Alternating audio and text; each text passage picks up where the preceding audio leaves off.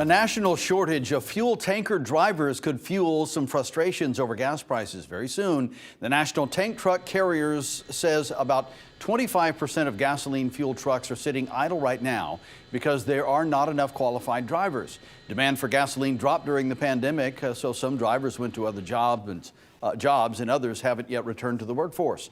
New driver training takes up to 6 months to complete, and that means gas prices could jump this summer if more drivers can't be found.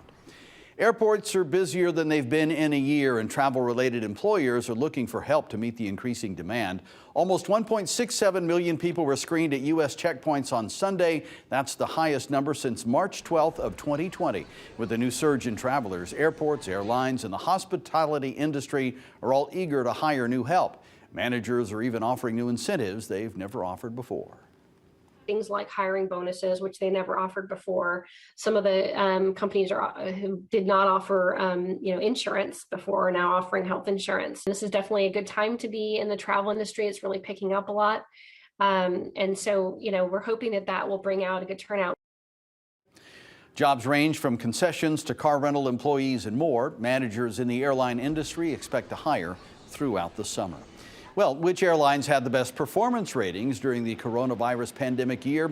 Well, the airline quality rating by Wichita State University rated 10 airlines for 2020. Southwest, Allegiant, and Delta Airlines captured the top 3 spots, with Frontier Airlines finishing last. Southwest had the lowest overall consumer complaint rate. Hawaiian had the best on-time rating. Frontier had the highest number of consumer complaints and the highest number of boardings denied.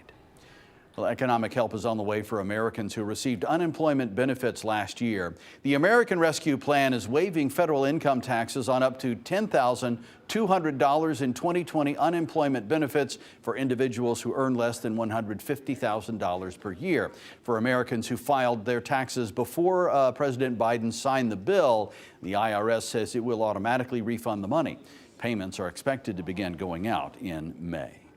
Well, huge recalls for Hyundai. More than 390,000 vehicles in the U.S. and Canada are being recalled. The largest recall covers more than 203,000 Santa Fe Sport models from 2013 to 2015.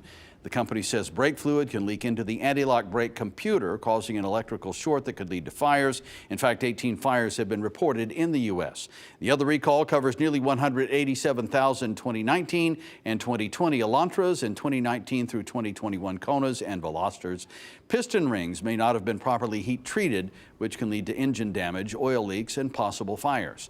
The company has been plagued by engine failure and fire troubles in recent years, affecting more than 8 million vehicles. A new goal from the Biden administration.